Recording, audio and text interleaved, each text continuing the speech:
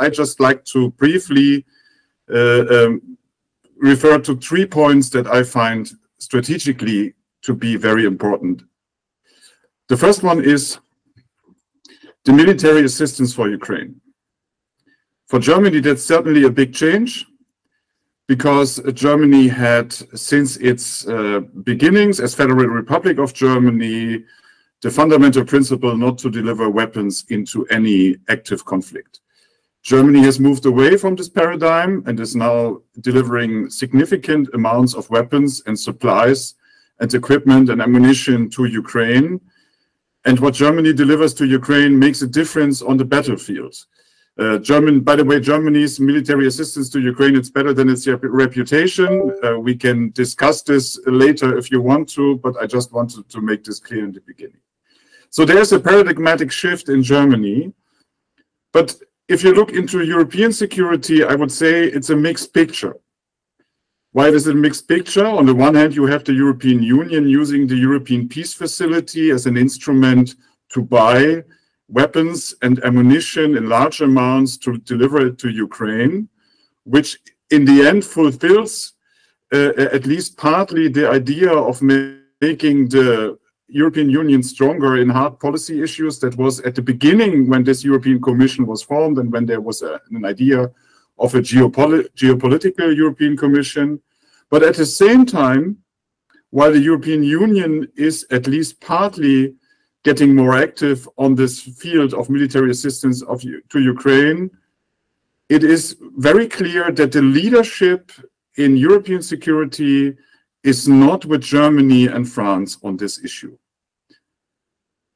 It is a question where the leadership is, or if there is any leadership at all, but I would say the United Kingdom, the Scandinavian countries, the Central Eastern European countries, they are not only leading in the way of which type of weapons, what amount of weapons, what kind of assistance is needed for Ukraine. Much more importantly, in a strategic sense, they are leading the way when it comes to the question, what is our goal in helping Ukraine resisting the Russian aggression? Because I think for the United Kingdom, for Scandinavian countries, and for Central Eastern Europe, the goal is clearly Russia has to be defeated.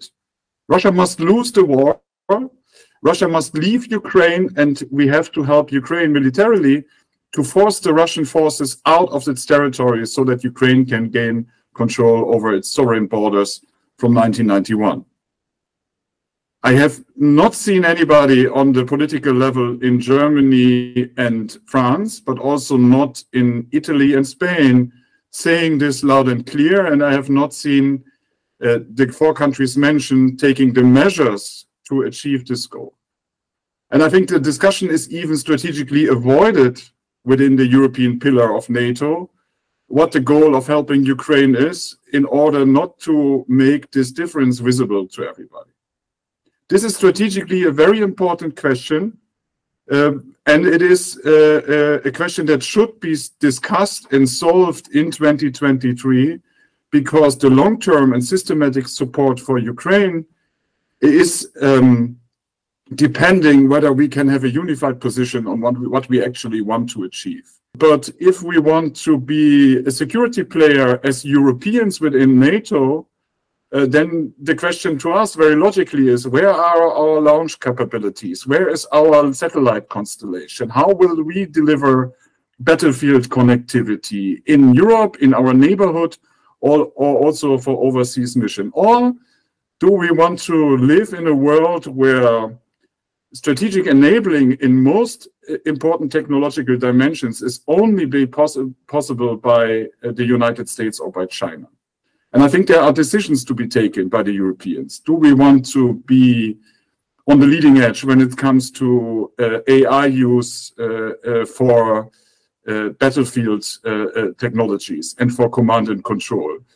Do we want to be able to produce components and parts or even systems when it comes to drones, other unmanned equipment, new space equipment, and all those technologies? Do we want to have the resources available to produce our missiles, our space and air technologies with European components and European technologies? Do we want to invest into the research and development to do that? I think this is evident for these questions that no European state can do this on its own. And at the same time, I think an honest assessment is that we are lagging behind in some dimensions already, and we can only pick a few where we might be competitive to be a security provider for ourselves in the future. But I think those decisions, they have to be taken now. So it's military assistance for Ukraine and the strategic decision-making, what we want to achieve. I think that's the immediate question. It's the question of strengthening the European pillar within NATO, not just rhetorically, but with concrete measures. And it's the question of technological competitiveness, especially when it comes to military and security technologies. That would be my 3 main points for European security right now.